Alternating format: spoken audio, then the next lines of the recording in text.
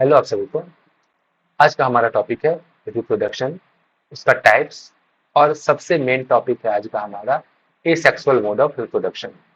Board के point of view से ये बहुत इंपॉर्टेंट है, इसलिए आप लोग थोड़ा ध्यान रखिएगा। कुछ इंपॉर्टेंट पॉइंट्स और कुछ क्वेश्चंस इस पर हम डिस्कस कर रहे हैं। तो रिप्रोडक्शन है क्या आखिरकार? आपके सामने स्क्रीन पे आपको रिप्रोडक्शन का डेफिनेशंस और इसका क्या इंपॉर्टेंस है ये सब आपको दिख रहा होगा। तो मैं इसको ना बस जल्दी से एक्सप्लेन करके आगे बढ़ता हूँ ताकि आपका टाइम वेस्ट ज़्यादा ना हो।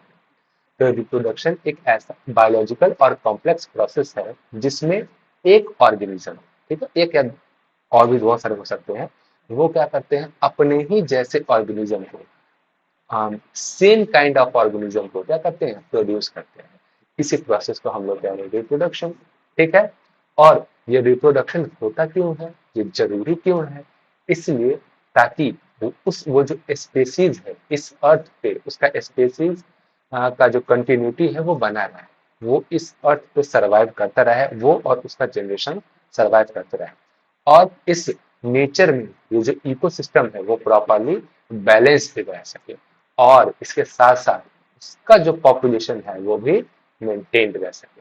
ठीक है, तो आप लोग देख सकते हैं ये defined as the production of new organism from the existing organism of the same species. ठीक है, इसे हम लोग क्या कह रहे हैं, रिप्रोडक्शन कह रहे हैं। और ये इंश्योर क्या करेगा कि उस स्पीसीज का क्या हो सके, सर्वाइवल हो सके। ठीक है, इस अर्थ पे। और इससे होगा क्या कि कंटिन्यूटी ऑफ लाइफ बना रहेगा। ठीक है, वो स्पेसीज दिन एक generation by generation, generation after generation क्या करता रहेगा, उसका स्पेसीज इस अर्थ पे सर्वाइव करता रहेगा। और अब जैसा कि एक और बात पॉइंट्स बताए हैं कि ये रिप्रोडक्शन से हो गया कि ये इकोसिस्टम को बैलेंस रखेगा, किसके थ्रू, पॉपुलेशन को इंक्रीज करने के करके। ठीक है। अच्छा, एक और बात, एक जनरली एक मिसकॉन्सेप्शन ये है कि ये अगर कोई पूछा हमसे कोई पूछता है कि लिविंग ऑर्गेनिज्म का कैरेक्टरिस्टिक्स बताओ, कि कौन किस बेसिस पे कहेंगे कि ये लिविंग ऑर्गेनिज्म है और किस बेसिस पे कहेंगे कि वो लिविंग ऑर्गेनिज्म नहीं है, तो हम लोग अक्सर बोल देते हैं कि वैसे ऑर्गेनिज्म जो रिप्रोड्यूस कर रहे हैं वो क्या है, लिविंग ऑर्गेनिज्म। तो क्या इसका मतलब ये हुआ कि वैसे ऑर्गेनिज्म जो रिप्रोड्यूस नहीं कर रहे हैं, जो यंग वंस को प्रोड्यूस नहीं कर रहे, क्या वो लिविंग नहीं होंगे? जी नहीं, ऐसा बात नहीं। ये जो रिप्रोडक्शन है ये एक डिफाइनिंग फीचर नहीं है लिविंग ऑर्गेनिज्म का। हाँ, ये एक यूनिक प्रॉपर्टी जरूर है, लेकिन ये एक डिफाइनिंग फीचर लिविंग ऑर्गेनिज्म का बिल्कुल नहीं है। क्यों? क्योंकि इस अर्थ पे कुछ ऐसे भी ऑर्गेनिज्म है जो कि रिप्रोड्यूस तो नहीं करते हैं लेकिन वो लिविंग ऑर्गेनिज्म है। जैसे कि अगर आप ये बी हाइव का एग्जांपल लीजिएगा तो उसमें जो वर्कर भी होते हैं, वर्कर फीमेल भी होते हैं, जो किसी तरह का ऑर्गेनिज्म को प्रोड्यूस और बी को प्रोड्यूस नहीं करते हैं। बी को प्रोड्यूस करने का काम कौन करती है, क्वीन बी। तो ये जो वर्कर बी होते हैं वो कैसे होते हैं, स्टेराइल होते हैं, यानी कि वो न्यू वंस को प्रोड्यूस नहीं कर सकते हैं। तो ये बताइए, तो क्या ये लिविंग ऑर्गेनिज्म नहीं होंगे? जी बिल्कुल होंगे। इसके साथ साथ ये म्यूल, ठीक है, आप लोग म्यूल जानते हैं, मीन्स ये जो इंटरब्रीड होता है, क्रॉस कराने की वजह से मिलता है हमें, डोंकी और हॉर्स को क्रॉस कराने की वजह से जो हमें एक ऑर्गेनिज्म मिलता है म्यूल, ये भी जिसको हम लोग कॉमनली कहते हैं खच्चर। ठीक है, तो ये जो है, क्या ये यंगवंस को प्रोड्यूस करता है? जी नहीं, ये यंगवंस को प्रोड्यूस नहीं कर सकता है, ये इनफर्टाइल होता है। इनफर्टाइल को ही के लिए हम वर्ड क्या यूज कर रहे हैं, स्टेराइल यूज कर रहे हैं। ठीक है, इसलिए आप इस पॉइंट्स को जरूर नोट डाउन करेंगे कि reproduction is not a essential life process और it is not a defining feature of a living organism, but it is a unique property of a living organism. Okay, चलिए, इसमें हम लोग चर्चा कर ही चुके हैं कि रिप्रोडक्शन क्या एक कॉम्प्लेक्स और बायोलॉजिकल प्रोसेस है। ठीक है, जिससे क्या होगा कि न्यू इंडिविजुअल्स को डेवलप होंगे, किससे, सिमिलर टाइप्स, जो कि अपने पेरेंट्स के जैसे बिल्कुल दिखेंगे, पेरेंट्स के जैसे दिखेंगे। अब हम लोग रिप्रोडक्शन का टाइप देखते हैं कि there are mainly two types of reproduction, that is first one asexual mode of reproduction and second one is asexual mode of reproduction। ये दोनों एग्जाम पॉइंट ऑफ व्यू से बहुत इंपॉर्टेंट है। तो आज के लेक्चर में हम लोग एसेक्सुअल मोड ऑफ रिप्रोडक्शन के बारे में डिटेल स्टडी करेंगे और ये भी देखेंगे कि एसेक्सुअल मोड ऑफ रिप्रोडक्शन में कौन कौन से पॉइंट्स हमें पढ़ना है, जैसे कि binary fission, multiple fusions, budding, fragmentations, है ना, रीजनरेशंस, ग्राफ्टिंग, ये स्पोर फॉर्मेशन, कटिंग, लेयरिंग, यानी कि ये सब जो है ये ये वेजिटेटिव प्रोपगेशंस है। ठीक है, ये सब हम देखेंगे और लास्ट में हम लोग कुछ क्वेश्चंस भी लेके आए हैं, इसके बारे में भी चर्चा करें। ठीक है, अब देखिए एसेक्सुअल मोड ऑफ रिप्रोडक्शन है क्या? इस पे हम लोग थोड़ा चर्चा करते हैं। अब देखिए एसेक्सुअल हम लोग क्लास 7 और 6 से ही पढ़ते आ रहे हैं एसेक्सुअल मोड ऑफ रिप्रोडक्शन, तो इसमें से कुछ ऐसे पॉइंट्स होंगे जो आप ऑलरेडी जानते होंगे, जैसे कि एसेक्सुअल मोड ऑफ रिप्रोडक्शन में सिर्फ सिंगल पेरेंट्स इन्वॉल्व होते हैं। ठीक है, और यानी कि इसमें किसी तरह का कोई सेक्सेस नहीं होता है, मीन्स कोई मेल कोई फीमेल यहाँ पे नहीं होते।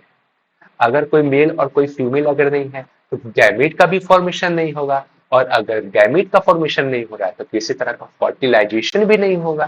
ठीक है, यहाँ पे आप देख सकते हैं कि not involve fusion of gametes, है ना, गैमेट का फॉर्मेशन नहीं हो रहा है, नहीं फ्यूजन हो रहा है, और अगर गैमेट का फ्यूजन नहीं हो रहा है तो कोई गैमेट नहीं है तो कोई फर्टिलाइजेशन भी यहाँ पर नहीं होगा। तो सर अगर ये गैमेट का फर्टिलाइजेशन नहीं हो रहा है तो यहाँ पे हो क्या रहा है, यहाँ पे जो ऑर्गेनिज्म है वो बिल्कुल क्या करते हैं, एग्जैक्ट कॉपी बनाते हैं। ठीक है, मीन्स ये वो जो होते हैं वो जेनेटिकली कैसे होते हैं, आइडेंटिकल, यानी कि हूबहू अपने पेरेंट्स के जैसे दिखते हैं। ठीक है, या अगर कुछ वेरिएशंस होता भी है तो बहुत थोड़ा, ठीक है, नाम मात्र के लिए।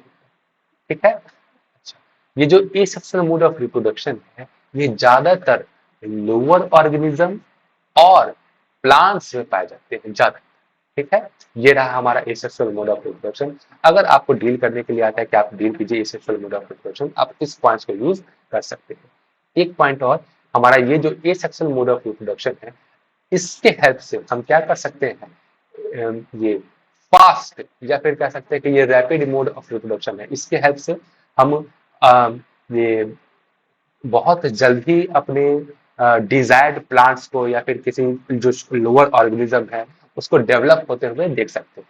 ठीक है, तो ये जो ये सेक्सुअल मोड ऑफ रिप्रोडक्शन है इसका एडवांटेजेस क्या है, तो जैसा कि हम लोग अभी जब बात की है कि ऑफ स्प्रिंग जो है वो जेनेटिकली आइडेंटिकल है, मीन्स हमें जो ट्रेट्स चाहिए जो कैरेक्टर्स हमें हमारे लिए यूजफुल है उसे हम क्या कर सकते हैं, प्रिजर्व करके रख सकते हैं। जैसे कि अगर आपको एक आप कहीं गए पार्क में घूमने के लिए तो आपको एक वहां पे गुलाब का पौधा है ना रेड कलर का बहुत पसंद है, तो आप क्या कर सकते हैं उस गुलाब का एक है ना स्टेम कट करके ला सकते हैं और उसको आप अपने गार्डन में ग्रो कर सकते हैं। तो वो जो प्लांट ग्रो होगा वो बिल्कुल एग्जैक्ट उसी के जैसा होगा जहां जो आपने पार्क में देखा था, और ये बहुत जल्दी प्रोसेस है, फास्ट रैपिड प्रोसेस है। ठीक है, यहाँ पे देख सकते हैं ये कैसा प्रोसेस है, एक रैपिड प्रोसेस और इकोनॉमिकल भी। ठीक है, इकोनॉमिकल कहने का कैसे मतलब, हमें बार बार उस प्लांट को नर्सरी से जाके खरीदने नहीं होगा, बस एक प्लांट अगर ले आए उसको ग्रो कर लेंगे और उसको बार बार कट करते चले जाएंगे, तो इकोनॉमिकल मेथड भी होगा। और इसके साथ साथ हम क्या कर सकते हैं, सीडलेस वैरायटी को भी क्या कर सकते हैं, ऑब्टेन कर सकते हैं, यानी कि वैसे प्लांट्स या फिर वैसे ऑर्गेनिज्म को हम लोग डेवलप कर सकते हैं जिसमें क्या होंगे, सीड्स नहीं होंगे। आजकल जो हमारे ये अ, ये नर्सरी वगैरह से जो जो भी पपाया हो गए या फिर अमरूद वगैरह हो गए या फिर कुछ आम के पेड़ हो गए, जिसमें क्या होता है बीज या तो बहुत कम होते हैं या तो बिल्कुल नहीं होते, तो इस वेजिटेटिव प्रोपगेशन के हेल्प से या फिर एसेक्सुअल मोड ऑफ रिप्रोडक्शन के हेल्प से हम क्या कर सकते हैं, ये सभी ये काम कर सकते हैं। चलिए इसके बाद हम लोग आगे देखते हैं कि वेजिटेटिव रिप्रोडक्शन को हम लोग sorry asexual mode of reproduction को हम लोग कुछ पार्ट्स में क्लासिफाई किए हैं। ठीक है, कि किस किस बेसिस पे रिप्रोडक्शन कैसे कैसे हो रहा है, तो उसमें सबसे पहला नाम आता है फीजन का। फीजन मीन्स टूटना। ठीक ना, कोई एक ऑर्गेनिज्म है वो क्या कर रहा है, टूट जा रहा है, तो टूटेगा तो वो दो तरीके से टूट सकता है, या तो वो दो में टूट जाए या वो दो से ज्यादा में टूट जाएगा। तो अगर दो में टूटेगा तो उसके लिए हम वर्ड क्या यूज कर रहे हैं, bi, binary fusion, means bi means two और फ्यूजन फ्यूजन मीन्स टूटना, तो बाइनरी मीन्स टू। ठीक है, multiple means more than two और फ्यूजन मीन्स टूटना, यानी कि जो ऑर्गेनिज्म है दो से ज्यादा पार्ट्स में टूट रहे हैं। सबसे पहला अगर हम बात करें बाइनरी फ्यूजन, ठीक है, तो हम हमें इसमें तीन टाइप करना है। सबसे पहला इररेगुलर, लॉन्गिट्यूडनल और लास्ट वन ट्रांसवर्स। बहुत आसान है, वर्ड से कंफ्यूज मत होइए, एक एक पर आते जाएगा, हम लोग अच्छे से कर लेंगे। सबसे पहले अगर हम बात करें कि ये इरेगुलर बाइनरी फिश जो कि हमें देखने के लिए कहाँ मिलेगा, अमीबा। ठीक है, अमीबा क्या है, एक सिंगल सेल माइक्रो ऑर्गेनिज्म। ठीक है, चलिए, इसका कहने का मतलब इरेगुलर क्यों कह रहे हैं, इरेगुलर इसलिए कह रहे हैं क्योंकि इसका जो डिवीजन है, आप ये देख पा रहे हैं, ये है ना एक सिंगल सेल, धीरे धीरे ये इसका न्यूक्लियस डिवाइड हो रहा है। न्यूक्लियस के डिवीजन को हम लोग कहते हैं कैरियोकाइनेसिस, और जब कैरियोकाइनेसिस हो जाएगा तो धीरे धीरे उसका साइटोप्लाज्म डिवाइड होगा। इस साइटोप्लाज्म को कहते हैं साइटोकाइनेसिस, यानी कि karyokinesis followed by cytokinesis will give rise to two new daughter cells. ठीक है, ध्यान देना है। और ये जो डिवीजन हो रहा है किसी भी प्लेन में हो रहा है, यानी कि कोई इसका कोई प्लेन फिक्स नहीं है, किसी भी शेप साइज किसी में भी है ना एंगल में ये क्या हो रहा है, प्लेन में अपने आप को डिवाइड कर ले रहा है, इसलिए इसका हम वर्ड क्या यूज किए हैं, इररेगुलर फिजन। सेकेंड वन है हमारा लॉन्गिट्यूडनल फिजन। ये देखने को हमें दो ऑर्गेनिज्म में मिलता है, एक है लेशमानिया और दूसरा है यूग्लिया।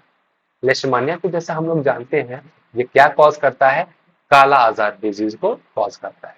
इसमें होता क्या है, एक सिंगल सेल ऑर्गेनिज्म है, न्यूक्लियस धीरे धीरे क्या होगा, डिवाइड होगा। आप यहाँ पे देख सकते हैं न्यूक्लियस क्या हो रहा है, डिवाइड होते जा रहा है, यानी कि कैरियोकाइनेसिस हो रहा है। और जब न्यूक्लियस डिवाइड हो गया उसके बाद साइटोप्लाज्म और उसका बॉडी में क्या हो रहा है, धीरे धीरे डिवाइड कर जाएगा और फाइनली ये यहाँ से ऐसे डिटैच होकर ये न्यू ऑर्गेनिज्म बन जाएगा और ये न्यू ऑर्गेनिज्म बन जाएगा। यानी कि यहाँ पे जो डिवीजन हो रहा है वो कैसा है, एक डेफिनिट ओरिएंटेशन में डिवीजन हो रहा है, मीन्स वो लॉन्गिट्यूडनली है ना, ये वर्टिकली क्या हो रहा है, उसका डिवीजन हो रहा है, इसलिए हम वर्ड क्या यहाँ पे यूज किए हैं, लॉन्गिट्यूडनल फिजन।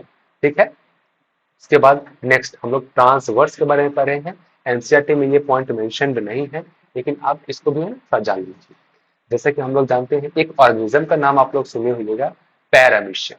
ठीक है, तो इस पैरामीशियम में रिप्रोडक्शन कैसे हो रहा है, फिजन कैसे हो रहा है, तो हॉरिजेंटली, जैसा कि आप लोग यहाँ पे देख पा रहे हैं, एक पैरामीशियम है, स्निपर शेप्ड का एक ऑर्गेनिज्म है जिसमें हॉरिजेंटली, ठीक है, ऑर्गेनिज्म क्या हो जा रहा है, धीरे धीरे वो उसका बट जाएगा। बटेगा कैसे, वही पॉइंट्स तो वही रहेंगे, कैरियोकाइनेसिस फॉलोड बाय साइटोकाइनेसिस, और धीरे धीरे ये न्यू ऑर्गेनिज्म में डेवलप हो जाएगा और ये न्यू ऑर्गेनिज्म में डेवलप हो जाएगा। ठीक है, यहाँ पे कुछ पॉइंट्स मेंशन है कि ट्रांसवर्स फ्यूजन कहाँ पे किस किस में देखने को मिलता है, तो आप लोग देख सकते हैं पैरामीशियम में, प्लानेरिया में, डायटम्स में और कुछ बैक्टीरिया। ठीक है, इसी के साथ हमारा ये बाइनरी फ्यूजन कंप्लीट होता है। अब दूसरा है हमारा मल्टीपल फ्यूजन। आप यहाँ पे देखें हम लोग बाइनरी फ्यूजन को कंप्लीट कर लिए, अब हमारा क्या है, मल्टीपल फ्यूजन। तो जैसा कि नाम से पता चल रहा है यहाँ पे multiple means more than to.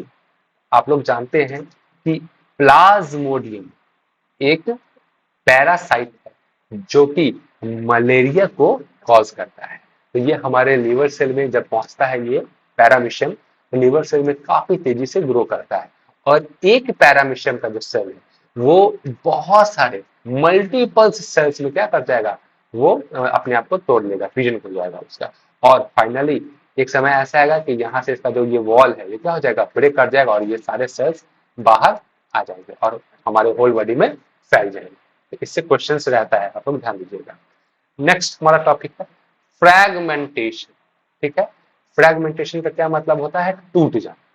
ठीक है, कुछ ऐसे ऑर्गेनिज्म है या कहें हम मल्टीसेलुलर ऑर्गेनिज्म है जो क्या करते हैं, मैच्योर होने पर अपने आप वो टूट जाते हैं, और जो टूट जाते हैं तो वो अलग अलग न्यू ऑर्गेनिज्म में डेवलप हो जाते हैं। जैसा कि आप लोग देख रहे हैं यहाँ पे क्या है, हमारा एक स्पाइरोगैरा है, नाम में आप लोग देख सकते हैं स्पाइरोगैरा। जब ये मैच्योर हो जाएगा तो यहाँ पे क्या हो जाएगा, एक प्लेन में ये अपने आप को तोड़ लेगा या टूट जाएगा, और ये टूटा हुआ पार्ट क्या करेगा, न्यू ऑर्गेनिज्म में डेवलप हो जाएगा। इसी को हम लोग कह रहे हैं फ्रैगमेंटेशन। ठीक है, यहाँ पे हाईलाइटेड पार्ट दे सकते हैं, द पीस और fragments grow into new individuals. ठीक है, उसके बाद है हमारा रीजेनरेशन। ठीक है, कुछ ऑर्गेनिज्म ऐसे हैं जो कि क्या करते हैं, अगर उन्हें काट दिया जाए, ठीक है, या उन्हें किसी भी तरीके से वो टूट जाए, तो वो टूटे हुए पार्ट से अपने पूरे बॉडी को या फिर अपने पार्शियल बॉडी को क्या कर सकते हैं, वापस उगा सकते हैं, रीजनरेट कर सकते हैं। इसलिए हम इस प्रोसेस को क्या कर रहे हैं, रीजनरेशन कह रहे हैं। जैसे कि सब बहुत इंपॉर्टेंट है यहाँ पे hydra as well as planaria. ये दो ऐसे ऑर्गेनिज्म है, हमें क्लास 10th में पढ़ना है, जो कि क्या करते हैं, रीजनरेशन को स्लो करते हैं। अगर हम इन्हें काट दें या फिर इन्हें हम तोड़ दें, ये क्या करेंगे, दो अलग अलग ऑर्गेनिज्म में बट जाएंगे। ये देखिए, ये एक प्लेनेरिया है, ठीक है, इसे हम क्या किए, दो प्लेन में काट दिए, देखो ना, ये दो प्लेन में काट दी। अब ये जो कटा हुआ इंडिविजुअल है धीरे धीरे क्या करेगा, अपना जो रेस्ट बॉडी है उसको डेवलप कर लेगा। ये कटा हुआ इंडिविजुअल क्या करेगा, अपने रेस्ट बॉडी को डेवलप करेगा। इसी प्रोसेस को हम लोग क्या कर रहे हैं, रीजनरेशन कह रहे हैं। या हाइड्रा का भी हम लोग नाम लिए हैं, तो हाइड्रा जो है वो both regeneration as well as budding को शो करता है। हाइड्रा को भी अगर हम काट देते हैं तो वो भी क्या करेगा, अपने बॉडी पार्ट को वापस ग्रो कर देगा। रुक जाइए, मैं आपको एक फोटो दिखा रहा हूँ, आपको इससे ज्यादा क्लियर। ये देखिएगा एक बार, हमारा एक अमीबा था, ठीक है, स्यूडोपोडिया आप नाम सुने जरूर होइएगा, फॉल्स फिट, ठीक है, कैरियोकाइनेसिस जब हो गया, उसके बाद हम लोग देख रहे हैं साइटोप्लाज्म में डिवाइड हो गया, यानी कि कैरियोकाइनेसिस फॉलोड बाय साइटोकाइनेसिस और फर्दर टू ऑर्गेनिज्म में डिवाइड कर गया। ये देखिए एक पेरेंट सेल था हमारा, ठीक है, ये बहुत सारे छोटे छोटे छोटे छोटे अदर सेल्स में डिवाइड हो गया, जिसे हम लोग सिस्ट ये कह रहे हैं, ये ठीक है, और उसके बाद सिस्ट ब्रेक कर जाएगा और ये फाइनली बाहर चला जाएगा। बडिंग अभी हम लोग जस्ट यही देखने जा रहे थे, ये भी देखेंगे, उससे पहले ये देख लीजिए प्लेनेरिया में, है ना, इसी का एग्जाम्पल हम लोग देखेंगे। चलिए अब हम लोग बडिंग देख लेते हैं, बडिंग होता क्या है।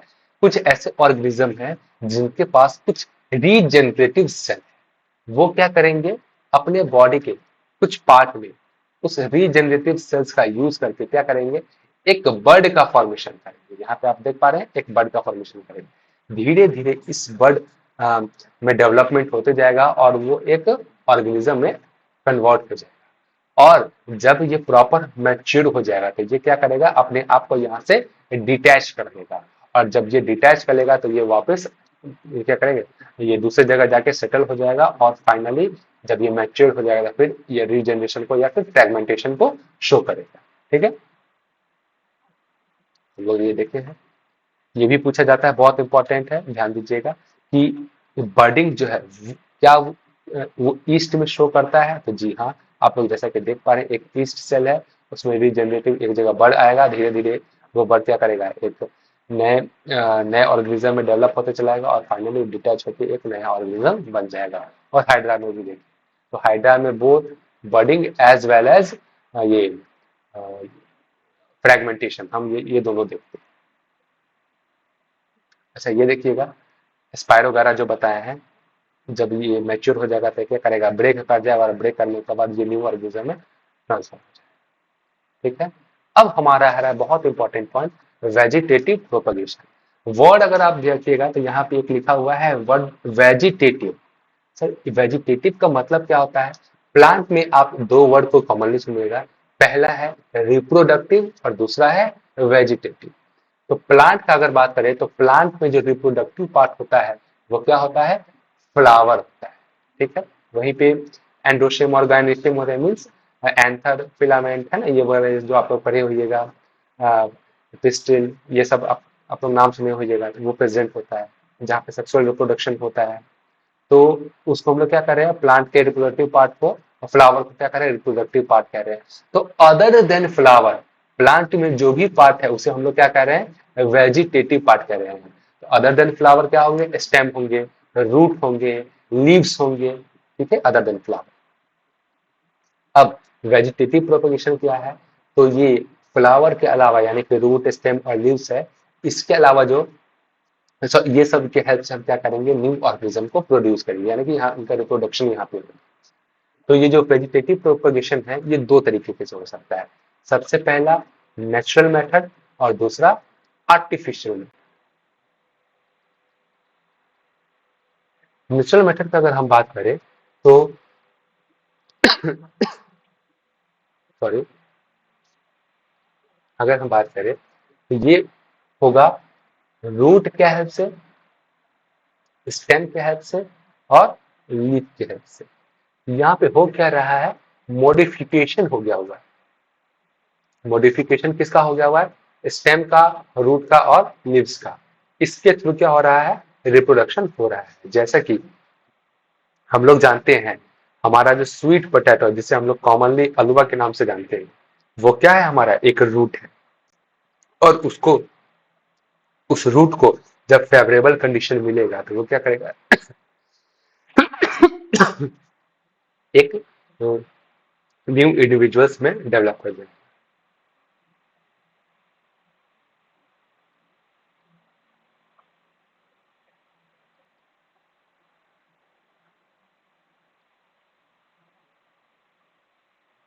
चलिए, उसके बाद हमारा जो स्टेम, जिसे हम लोग कह रहे हैं तना, याद रखिएगा, स्टेम वो पार्ट होगा जहां पे nodes and inter nodes present होंगे, ध्यान दीजिएगा। तो हमारा जिंजर, जिसे हम लोग अदरक कह रहे हैं, या पोटैटो, आलू, ये सब क्या है, मॉडिफाइड स्टेम्स है। ठीक है, पोटैटो में या फिर जिंजर में, जहां पे आप लोग देखिएगा जब फेवरेबल कंडीशन आता है तो उसमें ना एक छोटा सा बर्ड आई के जैसा निकलने लगता है, और उसको हम जब वापस जमीन में डाल देंगे तो वो एक न्यू प्लांट में कन्वर्ट हो जाएगा। फिर से लीफ, जैसा कि आप लोग जानते हैं, बचपन से क्लास 7 से पढ़ते आ रहे हैं, ब्रायोफाइलम। कॉमनली हम लोग इसको पत्थर चूड़ पेड़ के नाम से भी जानते हैं, जहां पे क्या होता है, इसके लीफ में, मैं आपको इमेज दिखा रहा हूँ, उससे आपको क्लियर ज्यादा हो जाएगा। ये देखिए, ये हमारा एक स्वीट पोटैटो है, जहां से क्या हो रहा है, यंग प्लांट्स डेवलप हो रहे हैं, है ना। Vegetative propagation by natural method with the help of root, sweet potato का। ये है हमारा स्टेम, यानी कि जिंजर है ये। ठीक है, vegetative propagation by natural, natural method, यहाँ पे एम, ठीक है, natural method with the help of stem, nodes and inter nodes, याद रखिएगा। ये देखिए, इंटर नोड्स एंड नोड्स आपको दिख रहे हैं, स्टेम में हमेशा नोड्स एंड इंटर नोड्स होंगे। और इसके बाद ये देखिए, vegetative propagation by natural method with the help of leaf. ये जो आप एक फोटो देख पा रहे हैं, ये क्या है, ब्रायोफाइलम का एक लीफ है, जो कि नॉच, यहाँ पे अगर आप देख रहे हैं लीफ मार्जिन में कुछ है ना, अंदर के जैसा स्ट्रक्चर बना हुआ है, इसे हम लोग कह रहे हैं नॉच। इसी नॉच पोजिशन पे, है ना, आप देख पा रहे हैं एक, है ना, छोटा सा प्लांट, और ये छोटा सा उसका रूट देख पा रहे हैं। तो अगर किस कोई मेथड से ये लीफ अगर ब्रेक डाउन हो जाता है और ये जमीन पे चला जाता है, तो ये जो पार्ट है वो एक न्यू ऑर्गेनिज्म में या फिर न्यू प्लांट में डेवलप हो जाएगा। तो लीफ की हेल्प से यहाँ पे क्या हो रहा है, रिप्रोडक्शन हो रहा है। तो तो इस प्रोसेस को हम लोग क्या कह रहे हैं, वेजिटेटिव प्रोपगेशन। और वेजिटेटिव प्रोपगेशन क्या है, parts other than flower are known as vegetative part of the plant. ठीक है, ध्यान देना। अब कुछ ऐसे भी नेचुरल आर्टिफिशियल मेथड है वेजिटेटिव प्रिपरेशन में, जिसको हम लोग यूज करते हैं, जैसे कि लेयरिंग। ठीक है, जो कि हमारे कॉमनली किसमें देखने को मिलता है, जैस्मिन में देखने को मिलता है। ग्राफ्टिंग, ये आप लोग जरूर नाम सुने होइएगा, आम से रिलेटेड होता है, मैं दिखा रहा हूँ अभी उसका फोटो, परेशानी हुई है। और कटिंग, जो कि रोज में कॉमनली हम लोग देखते हैं, मैं समझा रहा हूँ, देखिए एक बार। ये देखिए, ये हमारा मान लेते हैं कि एक जैस्मिन का पेड़, ठीक है, समझ लीजिए, उसका एक स्टेम ऐसे आ रहा था। उस स्टेम को मैंने क्या किया, जगह जगह पे रख दिया और यहाँ पे मिट्टी डाल दिया, मिट्टी डाल दिया। अब मिट्टी डाल दिया तो ये क्या होगा, कुछ देर के बाद ये जो अंडरग्राउंड है यहाँ पे जड़ आ जाएगा और ये फाइनली न्यू प्लांट्स में कन्वर्ट हो जाएगा। तो ये लेयरिंग कर रहे हैं हम। और इसके साथ साथ ये आपको कॉमनली कहाँ देखने को मिल सकता है, ग्रासेस में देखने को मिल सकता है, स्ट्रॉबेरीज में देखने को मिल सकता है। ठीक है, ये लेयरिंग। उसके बाद हम लोग बात किए थे ग्राफ्टिंग के ऊपर। ये देखिए, अगर मान लीजिए आपको है ना, किसी आम का कलम तैयार करना है, ठीक है, ये प्लांट उसका तैयार करना है, तो आप क्या कीजिए, अगर आपके पास कोई गुठली वाला पौधा है, उसको आप यहाँ से काट दीजिए, और आपके पास जो दूसरा आम का पेड़ जो फल फूल रहा है, ठीक है, उसका भी एक छोटा सा पतला सा स्टेम काट के इसके ऊपर अटैच कर दी, और उसको क्या कर दीजिए, यहाँ से इसको ढक दीजिए। तो ये हम क्या किए, ग्राफ्टिंग कर दिए उसका, ठीक है। और ये क्या हो जाएगा, एक न्यू प्लांट में कन्वर्ट हो जाएगा।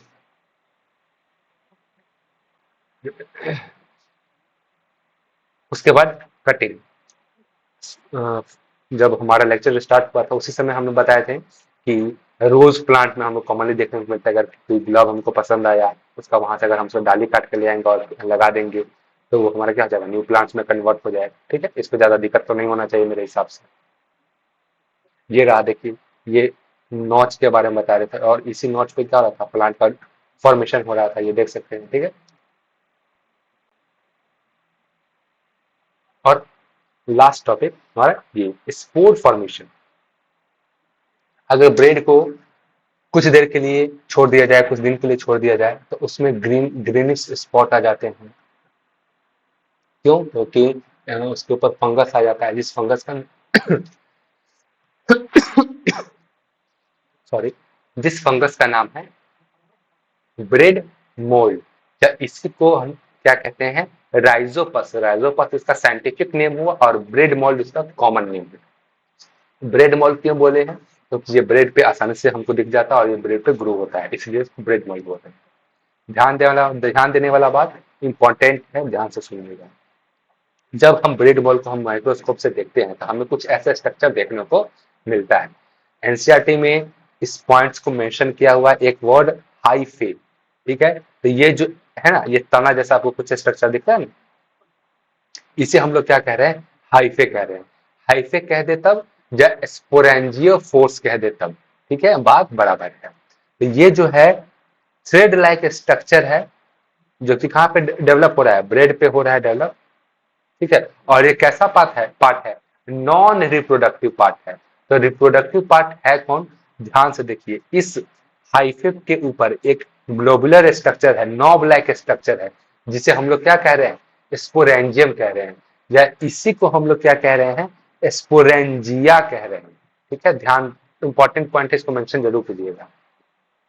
ये जो थ्रेड लाइक स्ट्रक्चर है इसे हम लोग हाइफे कह रहे हैं, और इसके ऊपर जो नॉब लाइक स्ट्रक्चर है इसे हम लोग कह रहे हैं स्पोरेंजियम या स्पोरेंजिया। इस स्पोरेंजिया के अंदर बहुत सारे, ठीक है, स्पोर्स मौजूद होते हैं और फेवरेबल कंडीशन आने पर या मैच्योर होने पर ये ब्रस्ट हो जाते हैं और इसमें से बहुत सारे स्पोर्स क्या हो जाएंगे, पूरे इन्वायरमेंट में फैल जाएंगे, ठीक है। और इस प्रकार इनका क्या हो जाएगा, ये अगर कोई स्पोर्ट्स फेवरेबल कंडीशन में जाते हैं, कुछ मॉइस्ट प्लेस पे जाते हैं, तो वहां पे ये ब्रेड मोल्ड या फिर राइजोपस का आ जाएगा, ग्रो करने, ठीक है। जितने भी मोड ऑफ रिप्रोडक्शन है इसमें सिर्फ अभी तक हम लोग देखे हैं सिंगल पेरेंट्स से ही काम चल जा रहा है, इसलिए इसे क्या कर रहे हैं, सिंगल इंडिविजुअल्स इन्वॉल्व हो रहे हैं, ठीक है। और इसके साथ साथ कोई गैमेट का फॉर्मेशन नहीं हो रहा है, फ्यूजन नहीं हो रहा है, फर्टिलाइजेशन नहीं हो रहा है। जो प्लांट्स है, ठीक है, या फिर जो भी ऑर्गेनिज्म जो डेवलप हो रहा है रिप्रोडक्शन के बाद, वो कैसे है, वो जेनेटिकली आइडेंटिकल है, उनका कैरेक्टर क्या है, प्रिजर्व्ड है, ट्रेट्स क्या है, प्रिजर्व्ड है, ठीक है। और काफी फास्ट प्रोसेस है, इकोनॉमिकली ठीक है। चलिए कुछ क्वेश्चन आंसर्स को हम लोग डिस्कस कर लेते हैं। दूसरा सेक्सुअल रिप्रोडक्शन पार्ट है, ठीक है, इसे हम लोग नेक्स्ट क्लास में या फिर नेक्स्ट सेक्शन में करने की कोशिश करेंगे। इस सेक्सुअल मोड ऑफ रिप्रोडक्शन क्या है, अभी जस्ट हम लोग उस पर चर्चा की है।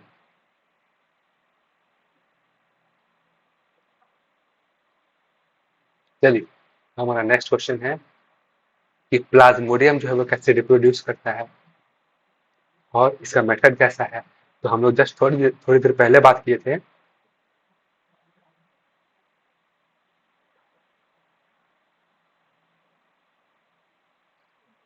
कि प्लाज्मोडियम जो है वो मल्टीपल फिजन को शो करता है और ये कॉज क्या करता है, मलेरिया को कॉज करता है, ठीक।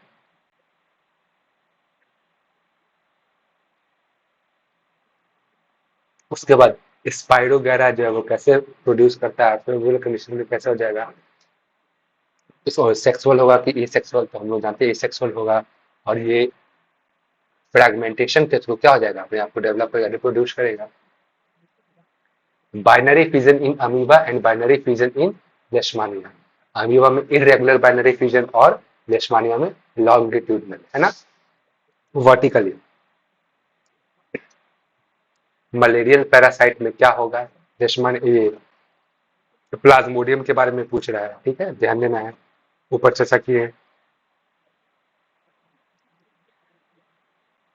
ब्रेड पे ये क्या देख रहा है, ग्रीन पैच देख रहा है, इसके लिए कौन रिस्पॉन्सिबल है, तो ब्रेड मोल्ड या फिर राइजोपस, ठीक है। ये कैसा रिप्रोडक्शन को शो करेगा, ए सेक्सुअल मोड ऑफ रिप्रोडक्शन को करेगा, और किसके through, by the formation of spores, ठीक है। इसके वेजिटेटिव रिप्रोडक्टिव पार्ट का नाम क्या था, हम लोग बात किए थे स्पोरेंजियोफोर्स, है ना, याद है आपको।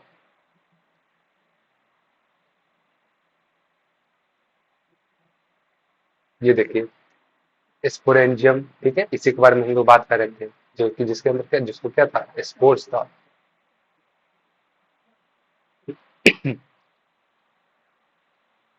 बर्डिंग, फ्रेगमेंटेशन, रीजनरेशन, ये सब एसेक्सुअल मोड ऑफ करते हैं।